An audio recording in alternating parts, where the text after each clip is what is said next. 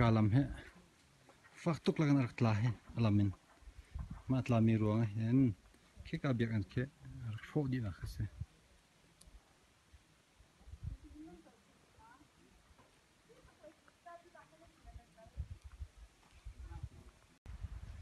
fa shol en ral biak an se tihin tu kum nak lai het lai ke ka an pit lai tu khe cho ama ning se wa ma pang zo ba pa chang ceiling zong tla le tihin mi changai se ko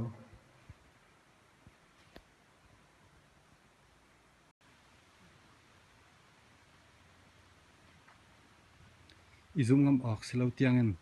bolai hi chol chang ka hanak za olo hi than liu lam kha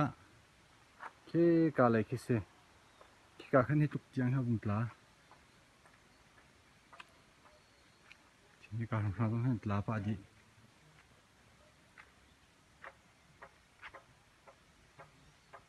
tam tuk an tla hi tui tung pol he cho lak thik bol ne tung kan thlen lai ti mi se thlen on thang man lo he